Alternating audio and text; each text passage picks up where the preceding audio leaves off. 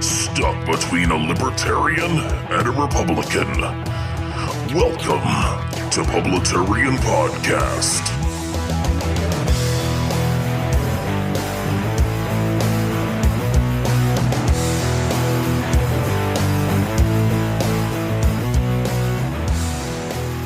Welcome back to another edition of Publitarian Podcast. I am Ronald Johnson, Publitarian, and thank you for tuning in. And the libertarian in the Publitarian side of me is blood boiling today because it's tax day. So I thought, what better time than to bitch about taxes when we all come together as a nation and complain about why are we giving this amount of money to a faceless, nameless bureaucracy that spends our money and doesn't even spend it well. But I digress. Before we jump into that, just wanted to hit a couple of quick news pieces. Tiger Woods is back in the news, making a big comeback, and 12 years in the making. Everybody has their own opinions on Tiger Woods. Americans in general just like a comeback story, and I think that's what everybody's happy about. You got somebody that's, kind of had the Rocky of life. Adrian! Been knocked down a bunch, like getting back up. Tiger Woods goes on to, win the Masters. And just in, Trump is going to award Tiger Woods with the Presidential Medal of Freedom. Trump tweeted earlier that he likes fighters, and he likes success stories, he likes people that are willing to work and work hard, yada, yada, yada. So Tiger's going to be getting the Presidential Medal of Freedom. Funny enough, that's reported from CNN. I'm sure it pained Miss Megan Vasquez to... Vasquez? Yeah. I'm sure it pained her to report on that. But there we go. Yeah, I mean, it's one thing to... I don't know. It's hard to talk about one person and then, I don't know, you fall in that category of, I don't want to judge, or you do judge, and then you think about your own sins, your own shortcomings. I mean, we all know that Tiger cheated on his wife and had a drug problem and was caught with some hookers and other things as well. But I wonder if our own public lives were on display, how we would measure up. So I don't know, maybe it's a he without sin cast the first stone. But all that aside, I know that people like a good comeback story, and I think that's why the media is falling back in love with Tiger now. And also in a rare Bizarro World moment, Cher tweeted this. Specifically, Cher tweeted this on September 5th of 2017. Those who can must take a dreamer into their home and protect them. I'm ready to do this and pray others in my business will do the same. Sanctuary! And we flash forward to a couple days ago. She says, I understand helping struggling immigrants, but my city, Los Angeles, isn't taking care of its own. What about the 50,000 plus citizens who live on the streets, people who live below poverty line and hungry? If my state can't take care of its own, many are vets, how can it take care of more? And then Trump saw the tweet and he retweeted it and he was like, finally, I agree with Cher.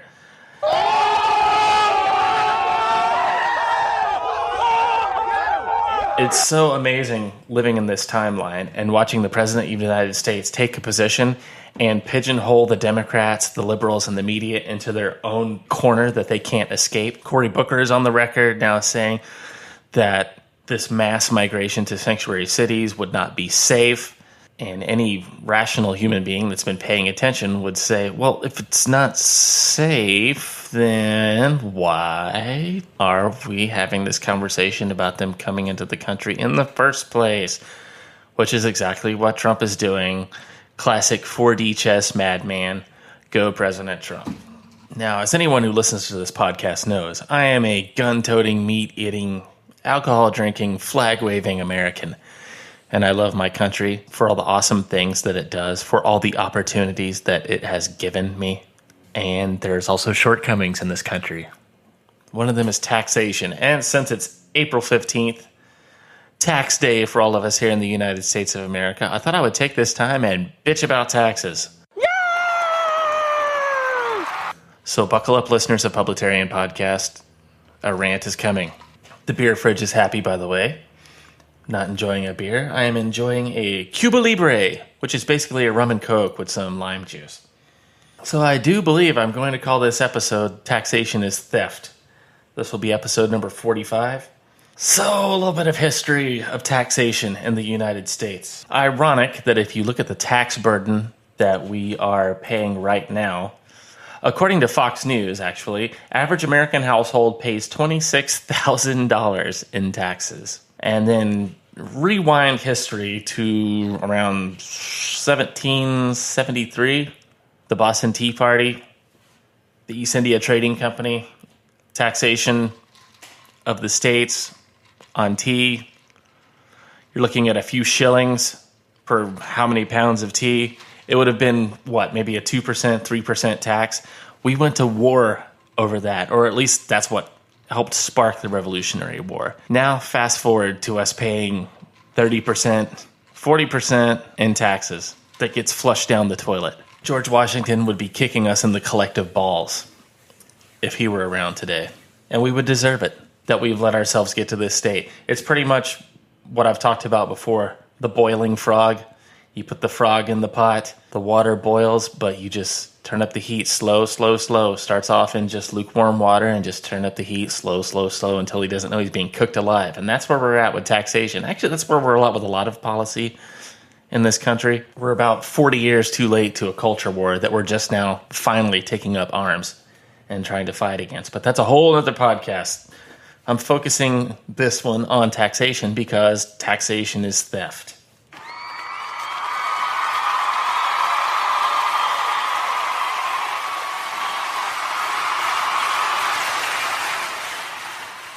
So what helped spark the American Revolution was a few shillings per pound, tax on tea. We didn't stand for taxation then, and we shouldn't now. And the libertarian in me was very staunch on that. And don't come at me with the roads and bridges argument. We had roads and bridges before taxation. It's one of the things about Americans. We're innovators. So, since I rewound us back to the Boston Tea Party, what did the Founding Fathers have to say about taxation? And we've all heard the classic line, taxation without representation. This is a piece published at 10thamendmentcenter.com, The Founders versus the Progressive Tax. Obviously, I won't read the whole thing because it's boring just listening to somebody read. But the Founders' view versus the progressive income tax system. We should set up a progressive income tax on every individual, said no founder ever. America's founders rejected the income tax entirely, but when they spoke of taxes, they recognized the need for uniformity and equal protection to all citizens. All duties, imposts, and excises shall be uniform throughout the United States, reads the U.S. Constitution. And 80 years later, in the same spirit, the 14th Amendment promised, quote, equal protection of the laws, end quote, to all citizens. In other words, the principle behind the progressive income tax, the more you earn, the larger the percentage of tax you must pay, would have been appalling to the founders. They recognized that, in James Madison's words, the spirit of party and faction would prevail if Congress could tax one group of citizens and confer the benefits on another group. Boom. And where are we at now in the United States of America? We've got the top 1% footing 37.3% of the income tax burden, as opposed to the bottom 90% funding 30.5% of the tax burden. By the way, that's in the IRS's own website. That's nothing I'm just pulling out of my hat. So the top 1% fund a good chunk of the income taxes in this country. The next, the precious middle class, pretty much take the lion's share of taxation, like your middle class wage earners. And then the ones all the way at the bottom, the poor people, pay the least amount in taxes. Now, if you were to hear any politician speak, almost any politician, you would think that was totally in reverse and that rich people were on the top being fat cats and getting rich off of everybody's taxation. Yes, there are loopholes. Yes, there are ways you can try and jump around the tax burden. But at the end of the day, when you look at the taxes that you pay, middle-class people on up, you pay a nice chunk in taxes. I'm a business owner, and I would say that if everybody had to pay their taxes, if every private individual had to pay their taxes the way businesses pay their taxes, there would probably be a revolt in this country. Because as a business, the way you pay your taxes, you file quarterly. Some people do things monthly. But anyway, you're seeing the sting. You're seeing that money leave your account. You're seeing the double that you're paying on Social Security, yada, yada, yada. You're actually seeing those numbers leave your bank account. Whereas if you're an employee and you're working for somebody, you just get the check and you go, oh, they took out some money and da-da-da. You move on. Whereas when you're a business, you're seeing that money. You're seeing that actual money being removed and flushed down the government toilet. But I digress. Anyway, the Founding Fathers would not be a fan of the current system that we have now. This whole taxing thing has been tried before. There was actually an income tax, believe it or not, during the Civil War. And the irony of that is that it got struck down later because it was deemed unconstitutional. The taxation, the income tax, was unconstitutional. And here we are. And then in 1913, the actual federal income tax that we all know and loathe came into being. With the advent of which amendment was that? Let me make sure I'm telling you correctly. 16th Amendment, passed by Congress on July 2nd, 1909, and it was ratified February 3rd, 1913. However, its history actually goes back even further. And that's when I was talking about the Civil War, yada, yada, yada. The tax was repealed, yada, yada, yada. It was a rule in the Constitutional Court was in direct notice of portion of population states. 16th Amendment ratified it. So the 16th Amendment ratified the unconstitutionality of the income tax, and then boom. Milton Friedman said nothing is so permanent as a temporary government program. And that's kind of how it is with taxation. Oh, we just need this little bit to do this, and then we'll be done. You see it happen with toll bridges. Whenever they try and talk the local populace into a toll bridge, paying taxes to drive on the bridge or on a road. Oh, no, it's just to pay for building the road. And then once the road gets built, oh, no, this is just for maintenance on the road. And it never goes away. Once you start giving the government money, that amount is going to increase, not decrease. So now you're asking me, okay, Ronald, that's all well and good. We've listened to you bitch about taxes. Nobody likes paying taxes. Taxation is theft. The government bureaucracy flushes most of what we pay them down the toilet. So what do we do about that? Well, let me introduce you to the fair tax. If you go to fairtax.org, that's fair like state fair or fair for everybody, fairtax.org. This was, I forget the bill number, I think it was HR 251 or something, that was put forth years ago by Congressman John Linder and actually Neil Bortz, who actually is a retired talk show guy who does a podcast now. It was this radical idea that they proposed to have a national sales tax. And then what happens then is you only pay taxes when you buy something. So picture this with me, children. The IRS goes away. Yeah, that's right. If this bill got passed, IRS goes away. And you only get taxed when you buy something. So that paycheck that you get, it's your paycheck. Everything gets funded. Ironically, everything gets funded more if this were passed. There would be more tax revenue. You would be getting taxed less, and the government would be more funded if this got passed. So you're like, Ronald, this sounds like a win-win for everybody. We get taxed less, the government gets more money. Why isn't the fair tax being passed like tomorrow? Well, it makes a lot of the favor-asking, lobbying, and special interests and just bureaucratic power obsolete. You're not having to seek approval from some faceless bureaucrat for things. You're not having to try and find a government teat to suck on. And this takes away power from government bureaucracy and gives it back to us. And government's inherent nature is to expand, to get bigger, not to get smaller. So the government would be fighting this tooth and toenail, even if it means them getting more money. And you're saying, well, how would they get more money? Well, let me tell you. In America, you've got, 300 million people? Well, there's 250 million taxpayers. Well, with the current system in place, there's only 155 million tax filers. But with the fair tax, since this is happening at the cash register, you pay the tax. So everybody that's buying something, roughly, will pay the tax. And The reason it's a fair tax, it's a flat, I think the last number they did was like a 23% tax. So I know you're going, oh my gosh, 23%? Yeah. 23% that's built into the cost of the product. So in other words, you're not seeing the product plus 23%. It gets like added on as the tax. But you don't hear from the IRS. You're not writing a big ass check at the end of the year.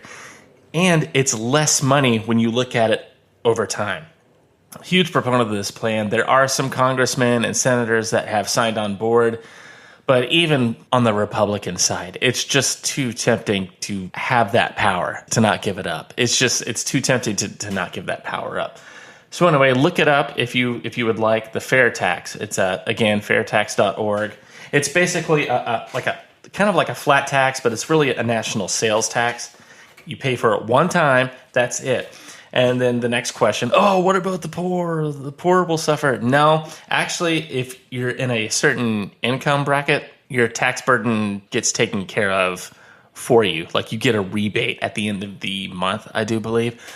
So all the questions are answered right there. If you go and check it out in the FAQ section, that would be the way to go. Start calling your congressmen, start calling your local representatives, start calling your senators, call the president.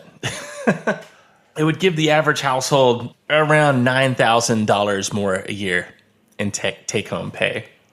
Businesses would earn more as well, and you would never have to file an individual federal tax return again. And your effective tax rate would be lowered as much as 67%. So when you hear that 20%, you're like, oh, God, that's so much. Your tax burden will be lowered by 67%. There's all these other little BS hidden taxes that you have to pay that you would not be paying anymore. That's pretty much a win-win. And I think that will do it for me on this edition of Publitarian Podcast. Thank you for listening to me bitch about taxes. It happens every April, but since I'm a business owner, it actually happens every month, almost weekly, that I have to write these checks to a government that I know is just flushing it down the toilet and not doing anything with it. The federal government should really just provide for our national defense, and that's about it. National defense and go away. Everything else should be state and local. Unfortunately, that is not the case now in today's society. So hopefully we can keep electing representatives that will have our interests at heart. And it's a shame because you think you elect a good one and then they go to Congress and then they end up getting seduced by the dark side, so to speak. They see all the perks of living in D.C. and they just become part of the swamp. One of our local guys here in the penis of America, Marco Rubio. Dude, when he used to give speeches when he was a junior senator, when he first hit the deck, I was like, this guy is golden boy. And as time has marched on, he's just shown himself to be a swamp rat rhino, and it's really sad. And I think that's what happens. They get up there, they start getting that paycheck, they start feeling that power.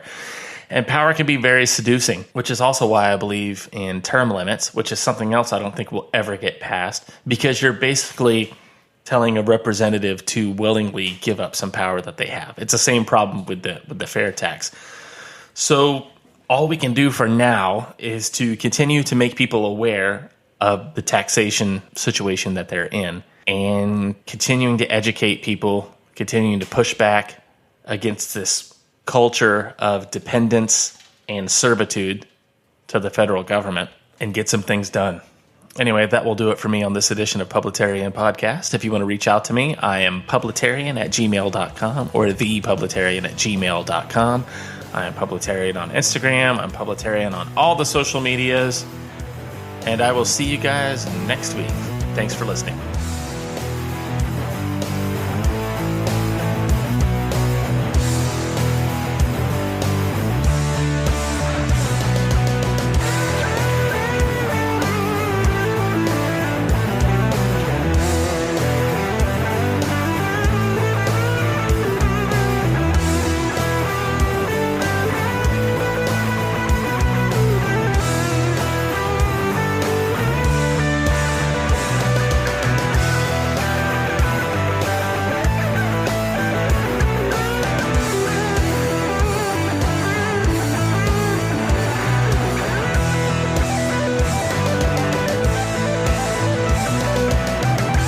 Listening to Publitarian Podcast.